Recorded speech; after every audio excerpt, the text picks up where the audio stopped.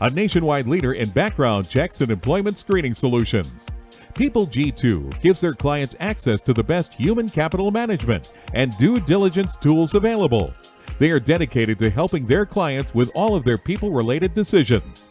To learn more, go to www.peopleg2.com. Talent Talk centers on the topics of talent recruitment and management, leadership development, company culture, and employee engagement.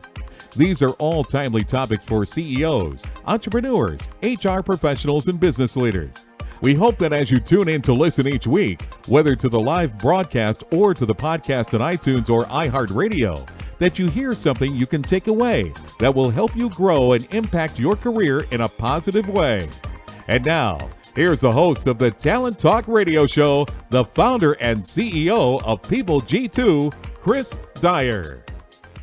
Hey, happy Tuesday and welcome to Talent Talk. It's the afternoon for us, but who knows when you're listening to this? It could be the morning, could be the evening, but good day to you, whatever time it is. And thank you so much for tuning in here to Talent Talk, which is the show that I started many years ago to recreate, which is something I love to do, which is have a conversation with a really awesome person who has something important to say about how they're leading their talent, how they're leading their companies, how they're becoming a more talented leader and entrepreneur.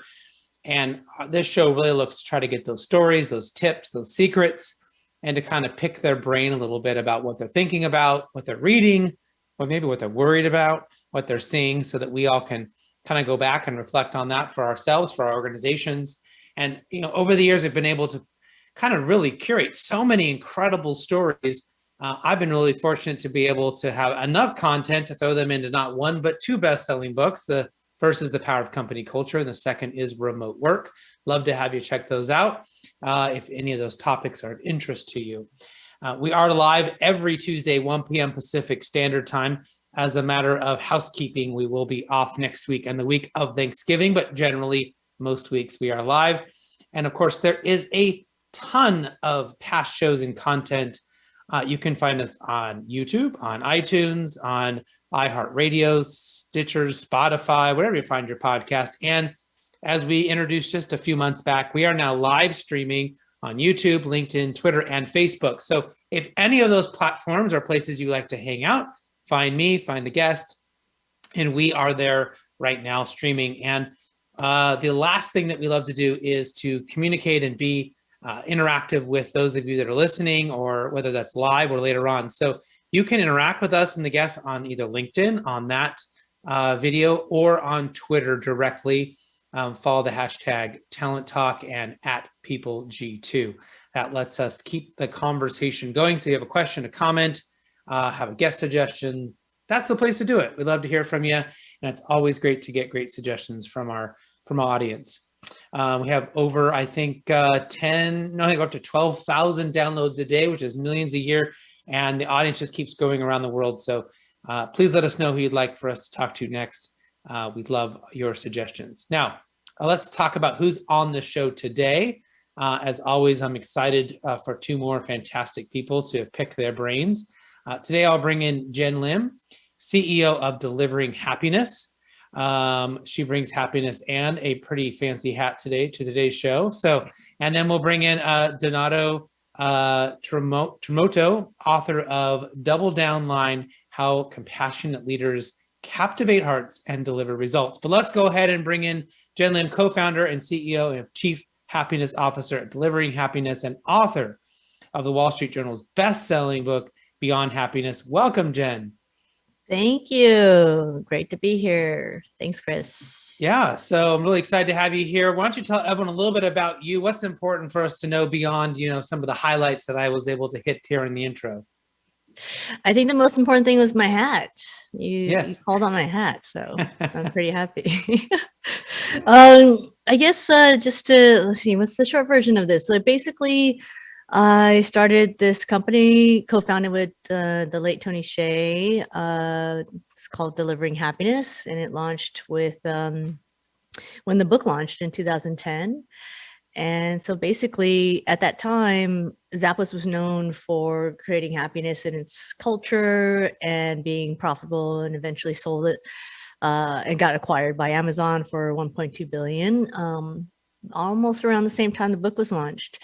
And then since then, we had decided to create a company around it and have been doing similar type of positive psychology, scientific happiness practices for companies to become not just more profitable, but actually create more meaningful lives for people, their customers, their suppliers, their ecosystem, and essentially their higher purpose. And yeah, fast forward to Beyond Happiness, which is the book that just launched last month. And it was a continuation to share what that means in today's very different environment from where it was before.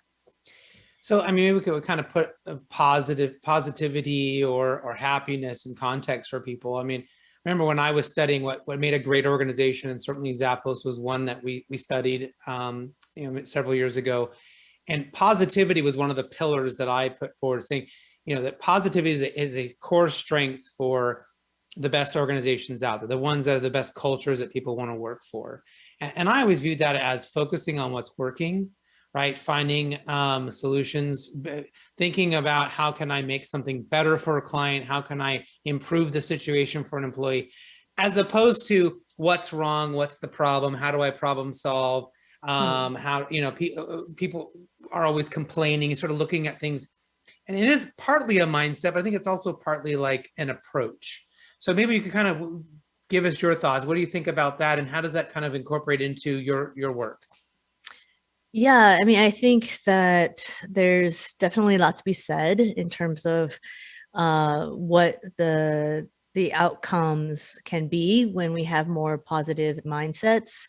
I like to call it optimism, that we optimistic, but at the same time have a sense of reality of what's, the gamut of what can happen on both sides of the risk. And this is really based on a lot of more recent research, but also since philosophers like Aristotle and Socrates talked about like the meaning of life and how it's based on happiness and really finding that sense of purpose, which is what are we doing as individuals that's bigger than ourselves, and what are we doing as companies that's bigger than just making more money.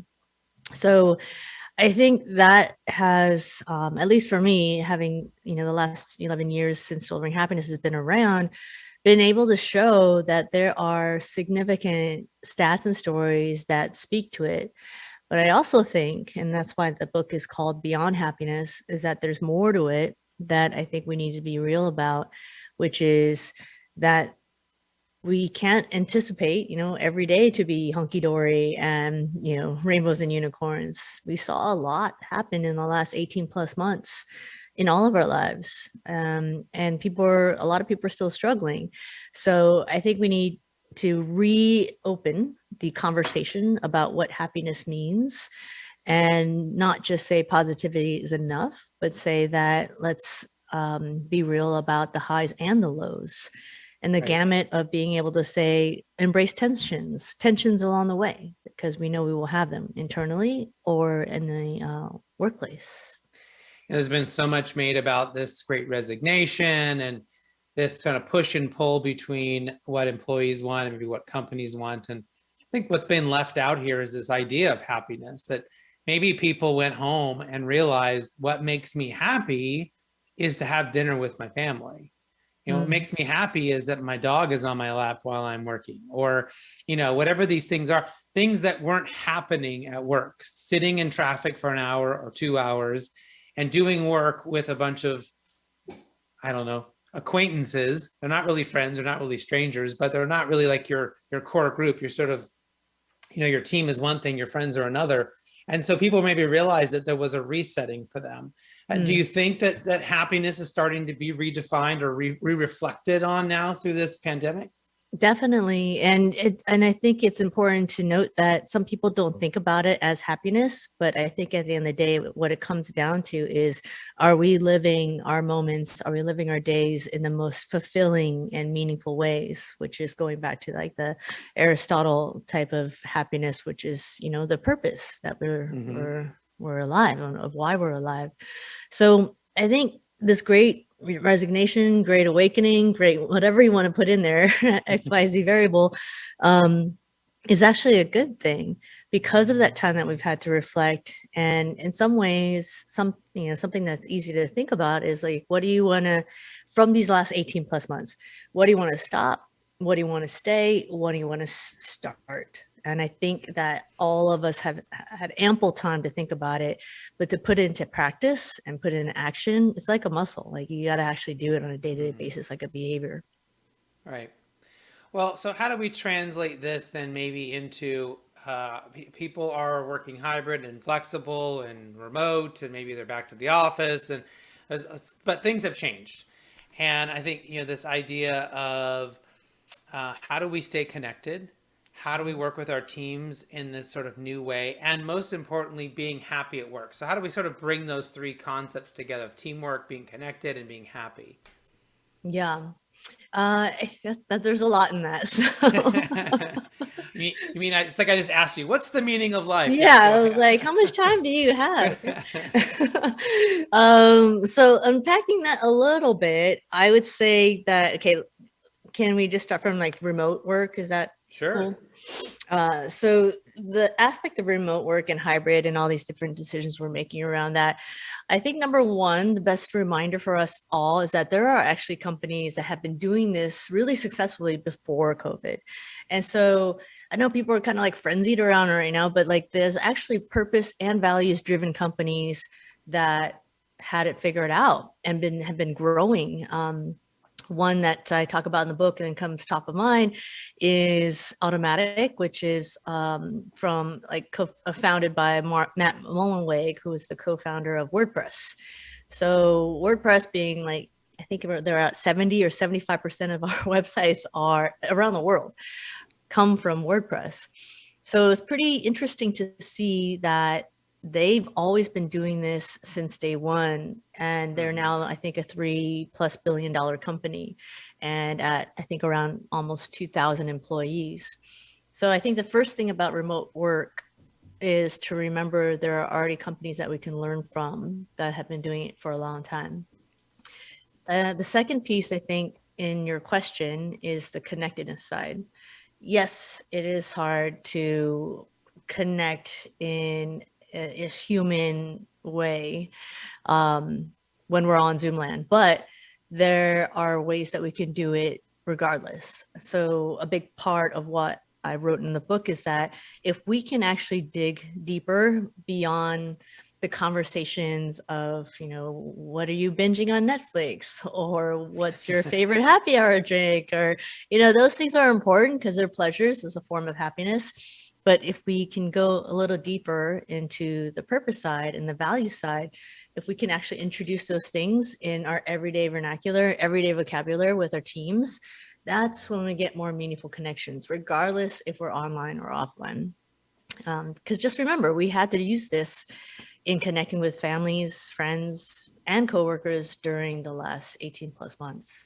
And it's sort of like going deeper, right? It's like, if you ask someone, how are you? And they go, fine, you didn't really find out how they were. Yeah. We have to go deeper. Like, how are you, I will use this with my team. How are you showing up today? Right? You have to kind of rephrase that sometimes to get a very intentional answer back, and then find out, geez, they're struggling. Okay, how do we deal with that? Or they're really happy. They're having a great day. They made that sale. They made that client great. How do we celebrate that? How do we make a big deal out of it? To kind of follow their lead on where they're going. Yeah. Totally. But to your point, there's a lot of companies that have been doing it well. We've been fully remote since 2009. And there's a lot of people who've been remote. And I think most senior leaders have been hybrid for a very long time, always on the road, always on a plane, right? They weren't in the office managing every single day. This there's a little bit of hype here, but I think maybe what we've learned is how to do a little bit better, and maybe be a little happier. I don't know if that's possible. Yeah, I think it is really impossible just because, building on what you're saying, yes, a lot of people have been doing this for a long time. Leaders have been doing this, CEOs, whatever, because we've been on the road. I think the happiness quotient is coming back to, now more than ever, people just want to be themselves. They want to show up authentically. They want to have a sense of purpose. They want to be like feeling like by the time they wake up to the time they go to sleep, they can look back and said, that was a good day. Not necessarily happy, but it was a full day because I live by what I believe in. And I think that's how we start the next chapter and how we write what happiness truly means in this, new abnorm. So then what is beyond happiness? What does that mean? Mm-hmm. Yeah, so that came to me after a whole year of experiencing 2020. Like when I first signed the contract with the publisher, it was like supposed to be super simple as to what the book was going to be. It was like the lessons learned, stats and stories from the last 11 years. And then of course, everything happened. COVID, um, recession, social unrest, and then ultimately, for me, my business partner and my best buds for so long, Tony Shea, died at the end of 2020.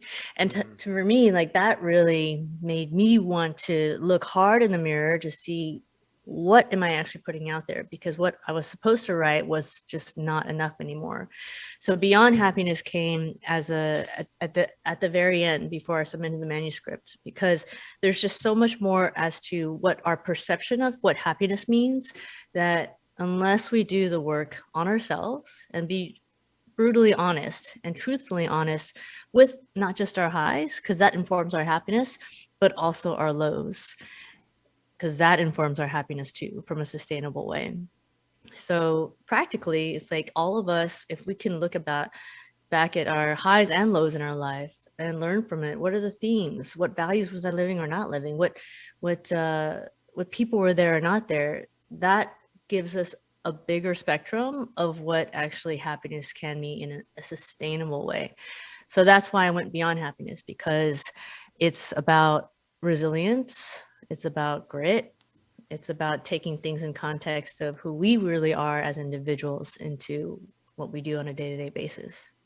Well, I love the term because it's pretty easy to say, well, I'm happy because I have this or I have that or I have this car or I have this job, or, and you can put a pretty superficial label on what is happy. But beyond happiness sort of kind of makes me start thinking about like Stoicism, and you mentioned Aristotle and Socrates. I mean, start getting into much more philosophical discussion about, well, what's beyond that? If I have the job, I have the car, I have money in the bank or whatever, does it really make me happy? Right. And as I mentioned before, maybe what really makes me happy is to have dinner with my family or to work with my dog next to me, or, maybe it's something simple that isn't, an accomplishment or something you have to go and achieve. It's just a simple state of how you work or how you exist or how you show up. Yeah. And I think I hope that is one of the silver linings out of COVID, that people had that time to think about that. To maybe reflect on that when we were kind of all stuck on the hamster wheel, right? Yeah, totally. And some of us still are in some ways, if not in a physical or a mental state. And like the whole mentality of all this like got blown up, in bigger ways of us being able to talk about where we are with that. Like Simone Biles in her own world of work, she said no. She said, I'm not going to do this. And now we can talk about this in a much more honest way. But to your point, yeah, those little things, it's just, you'd be so surprised, or maybe you wouldn't because you're into all this stuff. But so many people are just like, oh, my values are about my family, about my relationships. And they say that, but they don't really, if you look at how they live their lives, they don't really prioritize it in what they do. Yeah. So I think that's the new sort of alignment that we all can go back to if we do this reflection, if we do the deep dive and work within ourselves and actually identify, am I actually living by what I think I am that makes me happy and makes the people that I love most happy? Oftentimes it's, the delta is pretty large. I mean, I remember I always knew I liked being around people, and and being an extrovert, that kind of gives me energy to be around people in that context. And after going through COVID, I was like, oh, that's really a thing for me, because I found I was struggling. Like, I'm like, begging people to have Zoom dinners with my family. Like, I can be around like people through a screen. Like, I needed that energy. I was used to being at conferences and being at dinners and networking events, and that was a source of energy for me. Yeah. And so having it suddenly gone, I realized, but I'm sure for other people, maybe it takes time to think about that stuff, and maybe really figure out how to turn that into a strength, or turn that into somewhere where you can, I guess, maybe connect better, or be more fulfilled at work, right? If you can apply it correctly. Yeah. I do think that, yeah, I mean, based on what you just said, it does take that commitment to actually take time to reflect on it. In the book, I say it's like the hardest, easy thing you'll ever do. Because it really is just like, take some time to like think about, am I really living by the things that are most important to me? The hardest, easiest thing you'll ever do. I love that. I love that. Well, we are almost out of time here. I want to make sure we ask the most important question. I'm sure people can find your book on Amazon or wherever they buy books. I'm sure it's pretty easy to find. But if they're interested in learning more a little bit about you, is there a particular place they should go to find out more? Yeah, we just launched for the book jennlim.com. So that's just JENNLIM.com. We also have Delivering Happiness, which is the company that's been around since 2010. And then on social, I'm at BY by Jenn Lim, JENNLIM.com, or sorry, JENNLIM. And that's where you can find me there. We've been live tweeting this all the way. So if you are following at PeopleG2, you can find her tag there as well on Twitter. And Jenn, I really appreciate you coming on the show. We definitely got into some good stuff, and I feel like we probably could have kept talking about this for another 3 days. So hopefully we can have you come back next year, and we can keep the conversation going about happiness and all the great work that you're doing. That'd be awesome. Thank you, Chris. All right. Thanks, everyone. We'll be right back after this quick commercial break, and we'll bring in our second guest, Tramuto. I'm just going to screw that up all day, aren't I? All right. Well, we're going to bring him in next, and he'll help me say his name correctly. We'll be right back after this quick commercial break.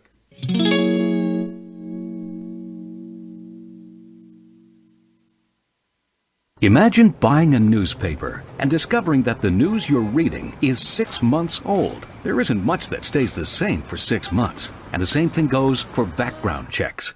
In a time when so much outdated information is being passed around, it's good to know that PeopleG2 offers something different. At PeopleG2, we provide today's intelligence, not yesterday's news.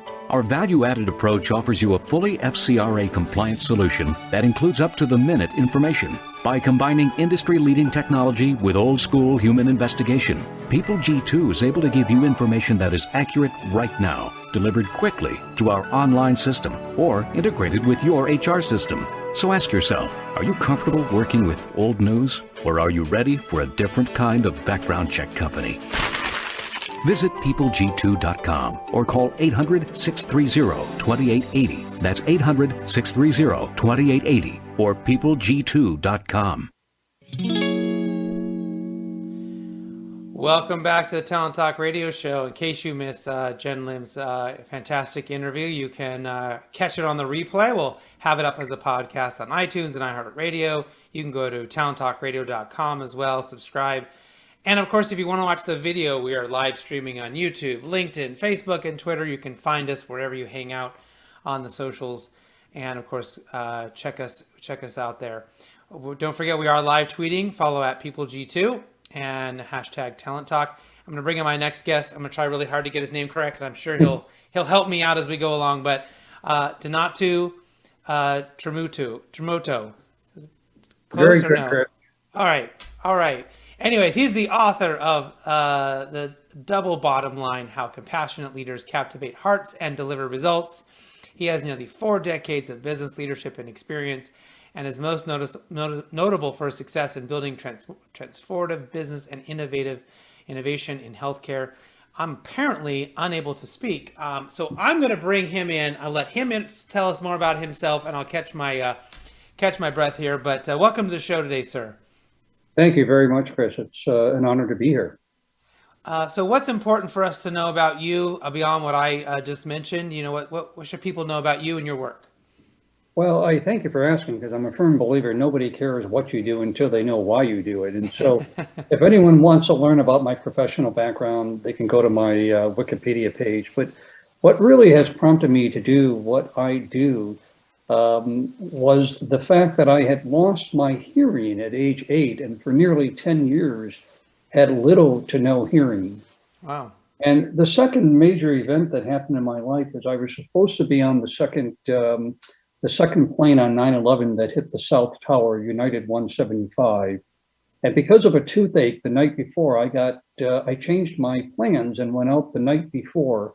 But my two friends and their 3-year-old son would not change their plans. They had already changed it once before for me, and they got on that plane, and unfortunately, they lost their lives when the second plane hit the South Tower. And so I described that event in my first book, Life's Bulldozer Moments, how adversity can lead to success in life and business. So I think what I would like people to know, just my life hasn't always been easy, like many other people in the world. I've had challenges. And what I've tried to do is take those challenges and convert them into positive moments to do good in the world. Wow, that is just an incredible story. And I mean, it's you have had two just fantastically terrible things happen to you, and for you to still be here talking and not, I guess, drunk in a gutter or dead in a ditch. I mean, I think some people could have gone off into the deep end, right? And taken and believed you were cursed and the world is after you. And well, why do you think that is? Because I've met people that take things, that big things, small things, and turn them into absolute failure for themselves, and other people are able to continue to persevere and to move forward. I think a lot of it's about mindset, and I thank you for really acknowledging that, because what I did, and by the way, those were only two events. I lost my brother and my nephew in a car accident. My sister-in-law, who gets credit for my fluency, she was my speech pathologist. She died 3 months in childbirth. They gave her the wrong medication and she lost her life. And so it wasn't just those two events. I think, to answer your question, I think we've been taught our whole lives is that, you wallow in your grief. And I think what I tried to do was to do good. And so through those tragedies, I launched two not-for-profit foundations. And don't get me wrong, there were moments when I felt angry. I had survivor's guilt. And I'm not saying that you shouldn't work through it. Yes, you have to work through it, but you have to channel that into doing good. And that is what really gets you through those bulldozer moments, is being able to define your character beyond what the loss and the grief might, do to you. Yeah, yeah. Well, in your new book, you describe this concept of the double bottom line. So what is that? Well, if you go back to the tragedies that I've had in my life, one of the things that I did learn was how to show yourself compassion. And I think that is what really got me through a lot of the challenges of my lifetime, but also how you can bring compassion into the workforce.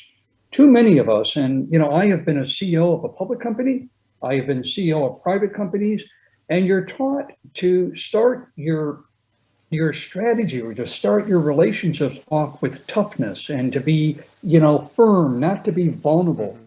And what I learned is the more that I displayed my vulnerability, the more that I shared with people the challenges that I've had in my life. For many years, Chris, I basically did not share that I had lost my hearing. I did not share that I had failed the 5th grade. I didn't want anyone to know. Donato, as a CEO of a public company, why would I want them to know that I had struggles? And what a big mistake. So the double bottom line is you can be profitable, you can, achieve success, and you can do good. And you can develop within your own organization that soul, that passionate approach to doing good. And that's how I have led my, my life. And what's unique about the book, it's not only my story. We interviewed 41 world leaders, and many of those who will hopefully read the book will know many of those leaders to whom we interviewed.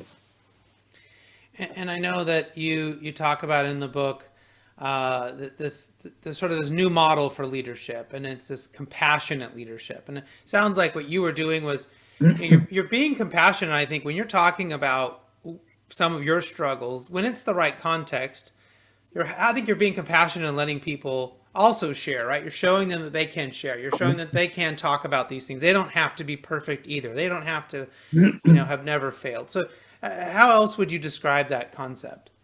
Well, it's very interesting, and I'm not going to describe it by my own definition. What was unique about the interview that we did, we interviewed 41 world leaders, but we did something else. We went out and surveyed 1,500 employees across the country. And we matched what those employees viewed as compassionate leadership against the 41 leaders to whom we interviewed in the control group.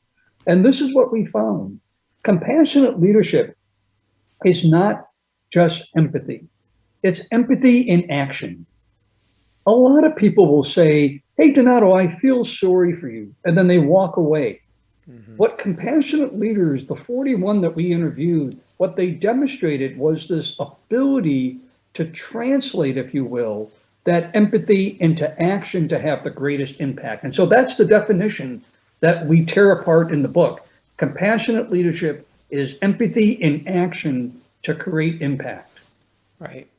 Well, and that's a really, really important point, because for leaders, you can't just learn about something and you can't just recognize. You have to do something, this is tough for leaders. They don't know what to do sometimes. They don't know how to act, and Well, go ahead. I'll give you a great example. During COVID, I sit on 9 boards and I'm an executive in residence with 4 other companies. So I have had a unique opportunity to be exposed to a lot of leadership over the last year and a half. And I'll share with you a story that was shared with me by one of my colleagues of how this leader wanted to get this purchase order from his, customer. And he got on the Zoom call and the customer had explained that his wife and his son both had COVID. The salesman or the executive immediately just ignored that and jumped to, when will I get the purchase order? Well, guess what? He never got the purchase order.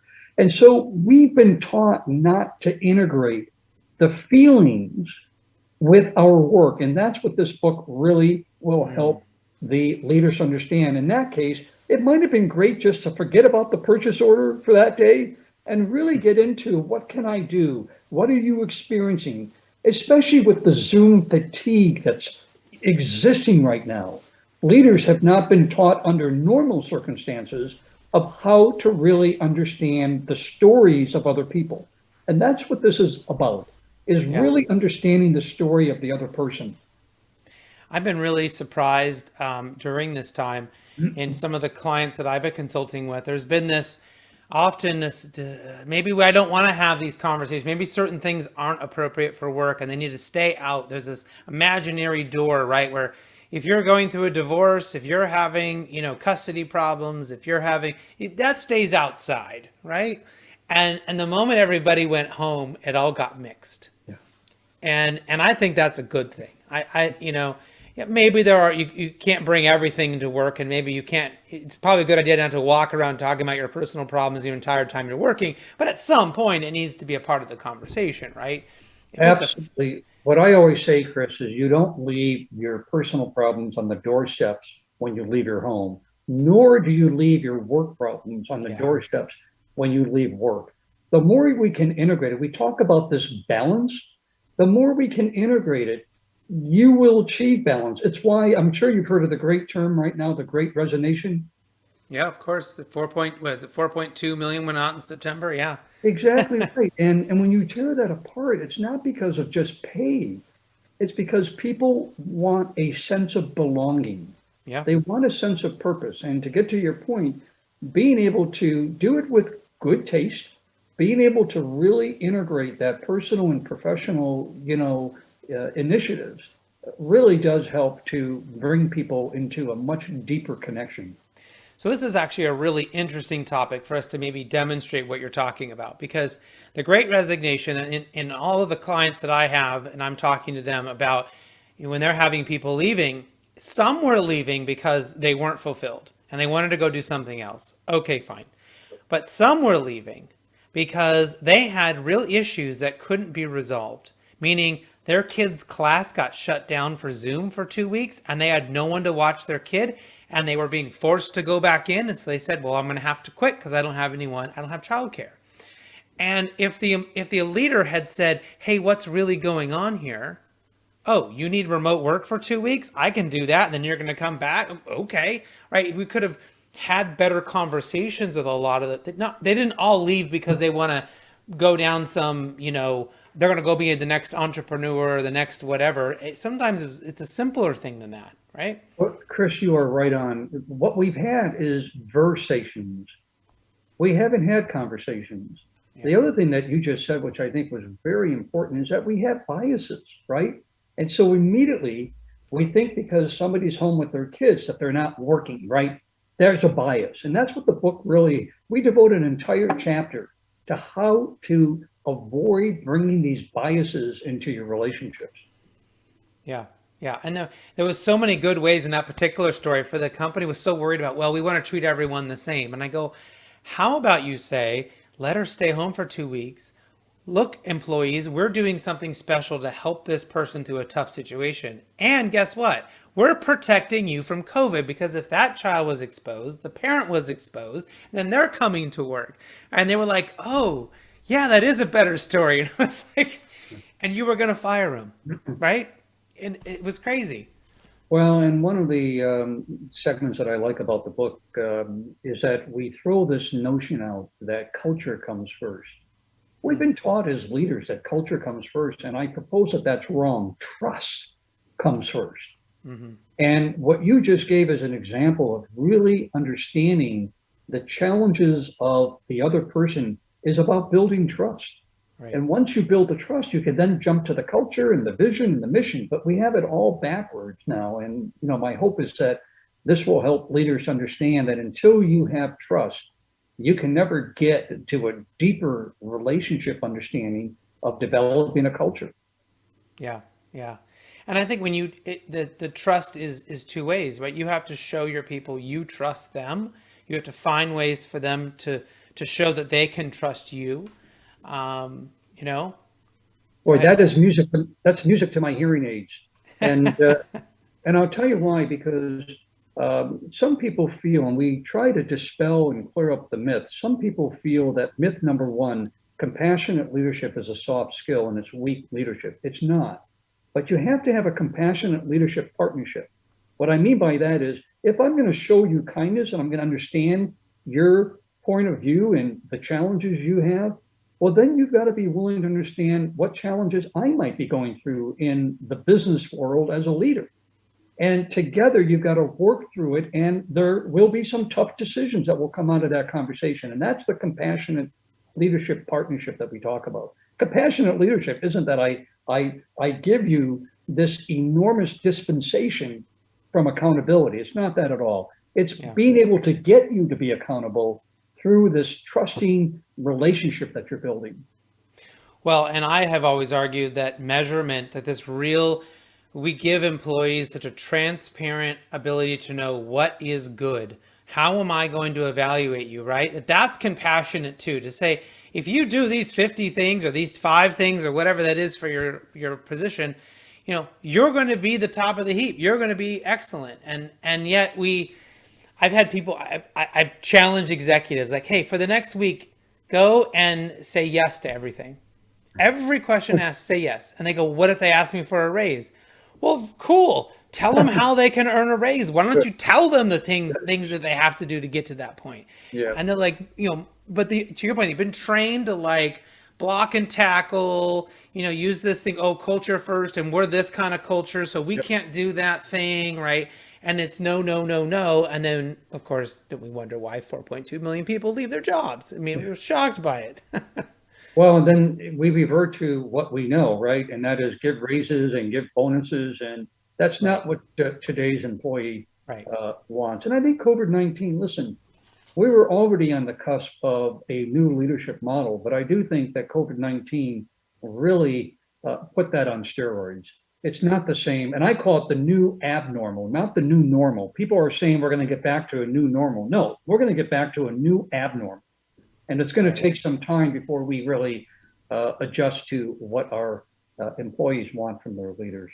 This almost feels as big as the moment as when like smartphones came out, when suddenly we could have 15 devices in one device, but it felt so new and different, and you could, but yet there was a lot of pushback. I remember a lot of friends were like, I don't want no stuff. I'm just going to have my flip phone. And there was a lot of people that dug their heels in for a long time until they switched over. Yeah, that's a very, very good point. And, the interesting part that I'm seeing here today, and it's not just trust, by the way, in our work environment, it's trust in the outer world. And I use the term, we're having versations with people. We're not having conversations. And I think the more we can understand that the only way you can really get to a solution in today's society, I think, is you've got to start off with compassion. I don't care what issue you're dealing with, whether it's, the racial unrest, whether it's the, disparity in terms of healthcare, they all find its, substance in showing compassion and understanding the other person's point of view. Yeah, and that takes a moment for us to have a real conversation with our people and to intentionally talk about what makes us different, talk about how what we can celebrate about each other that isn't the same. I mean, I remember a lot of times with younger leaders or new leaders, they'll come in and it's immediately what makes everyone the same. Do we all like the same baseball team? Were we all from the same school? Were we all from whatever? And it's like, put the brakes on that. Figure out what your values are, and figure out what connects you guys in different ways. Like, where are you guys strong? Where are you weak? And that's where the biases come in. Listen, take me, for example. The most athletic ability I have is I jump to conclusions. I have no athletic ability. It doesn't mean that I don't enjoy watching sports. Right. And if somebody really can get into that, story about me, I've had brothers. I have a twin brother who's very athletic. And so I grew up with athletes. But immediately one would make a judgment that I'm not athletic because I don't play sports. And so I do think that this is going to take a long time. However, let me tell you what I think is in it for leaders is you go home feeling better. Yeah. You go home feeling like you really have made an impact. And so this is not just about a new skill. It's about how you can have, it's funny, I don't know if you saw the Wall Street Journal a few weeks ago. They had done a survey on CEOs that run public companies. And they said, if you were a CEO of a public company, which that was my last position, so I was very interested in what they were, going to, reveal. They said your longevity is reduced by 2 years because of the stress that and I looked at that and said, I don't agree with that. I never felt when the stock was going up and the stock went down, I never felt that pressure because I was showing myself compassion. In addition to showing employees compassion, you have to show yourself compassion. So my point, Chris, is that there's a lot of good outcomes for the leader themselves, is that they're going to feel healthier, they're going to feel fulfilled, and they're going to sustain the growth of their company. Well, and as an add-on, I think what we're talking about today will allow them to actually be in that state of mind. Because if they're trying to keep people's personal matters out of the walking in the door, if they're trying to block and tackle around that and just have everyone do their jobs and not talk about anything else, you will be stressed because you will know that you're not taking care of your people. There's someone struggling whose needs you haven't met. You know people are leaving because they're not happy and you're gonna have to go find someone else. And that creates a lot of stress in itself. Absolutely. So you can do better. But it's what do we know? What do we know is sports coaches and our parents and teachers and adults who told us, do what I say because I say so. I said so. Right. And we learned a very primitive model because we were children, not because and so yet we apply that, I think, a lot of times to adults, and then we're shocked when it doesn't work. Well, and that's the age bias. I don't know if you're aware of this, but the average CEO is 59 years old in the United States. By the way, that's the same age of our elected officials in Washington. It's very funny. And so what happens? You hire your team in that same age group. And so I think that that's what the book is going to help leaders understand is why not promote a 25-year-old who's performing well? And that's the kind of trust that you build in the organization to say you're going to measure it by talent, not by age and experience. That no longer cuts the mustard anymore. Yeah. And it's going to have to be different and more flexible. And I think, this not only are we changing from a flexibility standpoint of remote and hybrid and all of that, I've been talking on the show for a while. I'm predicting, will people really be full time? Will they only work at one place, for 40 hours? I think this is going to kind of morph and change in a way that actually could be quite advantageous to the employer, to the employee. And it'd be really interesting to see if government and the structure of our country and how we work will keep up with how the future of work may want to change. So, Absolutely. And I'm sure you're going to be a part of that conversation and helping us get there. And with all the influence that you have with the boards that you're on, the companies you work with, and of course the fantastic books that you've written. How can people find out more about you? How can they find out about your books? Where's the best place for them to go? Great question. In fact, Chris, we don't see this just as a book. We see this as a movement. In fact, we just learned the other day that there is I can't announce it, but there's a university that's going to develop a curriculum around the book, and it'll be an executive course offered every year. And so if anyone is interested, the book will be released March 1st. By the way, it's delayed because of a paper shortage. So everything you hear about the supply chain is absolutely true. Yes. But if anyone wants to learn more, they can go to our website, donatotramuto.com/compassion. And we're going to populate the website with articles and podcasts. And of course, they can pre-order the book on Amazon. And in case you might be phonetically challenged, like I can be at times, it's Donato, last name Tramuto.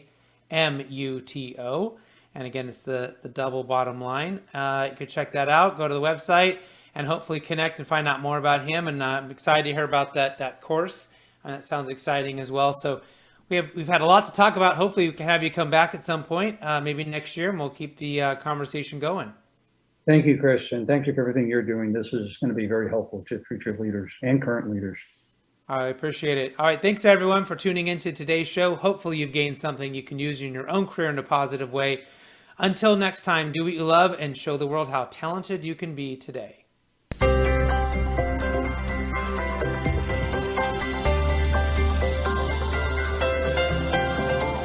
You've been listening to Talent Talk Radio, brought to you by People G2.